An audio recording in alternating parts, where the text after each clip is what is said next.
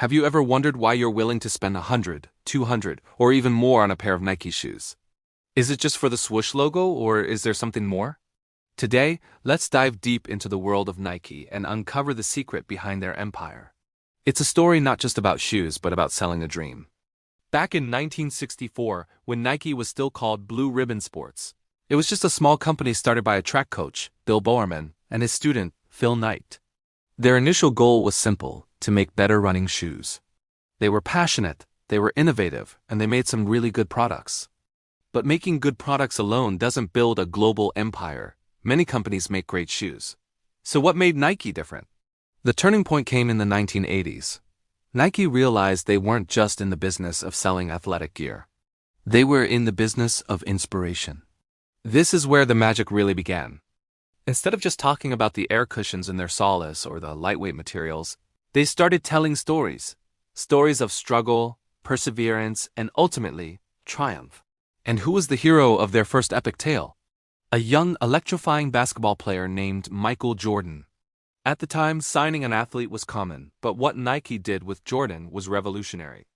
They didn't just give him shoes. They built a legend around him. The Air Jordan line wasn't just footwear. It was a piece of greatness. When you wore a pair of Jordans, you weren't just wearing shoes. You were channeling a bit of MJ's gravity-defying dunks, his fierce competitiveness, his unstoppable will to win. Nike sold the feeling of being like Mike.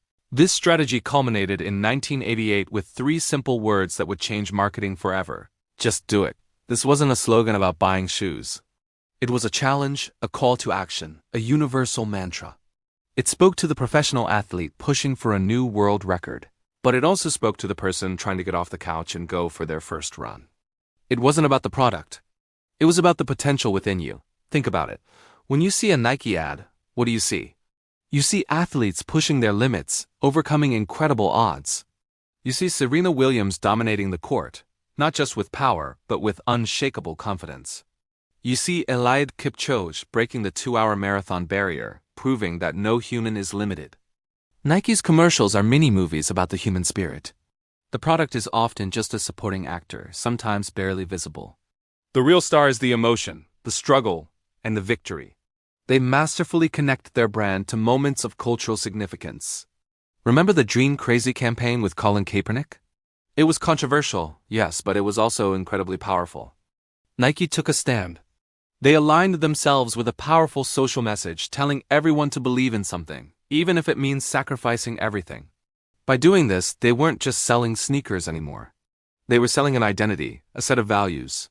When you buy Nike, you're telling the world what you stand for. You're part of a community that believes in pushing boundaries, both on and off the field. This is what we call emotional branding. Nike understands a fundamental human truth. We make decisions based on feelings, not just logic. We don't buy what we need. We buy what we want to be. We want to be faster, stronger, more determined, more courageous. Nike doesn't sell you shoes that will make you run faster. They sell you the asterisk idea asterisk that with their shoes, you can unlock the faster runner that's already inside you. They sell you the dream of your best self. Let's look at their digital strategy. The Nike Training Club and Nike Run Club apps are perfect examples. These aren't just apps. They're ecosystems. They offer free workout plans, guided runs with world-class coaches, and a community to share your progress with.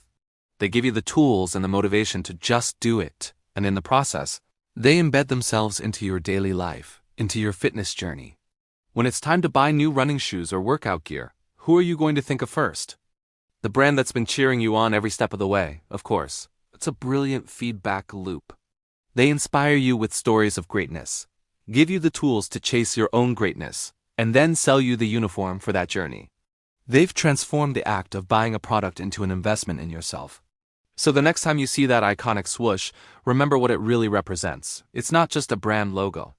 It's a symbol of a story that has been crafted over decades. A story that says you don't need to be a professional athlete to have an athlete has heart. A story that whispers or sometimes shouts that your potential is limitless.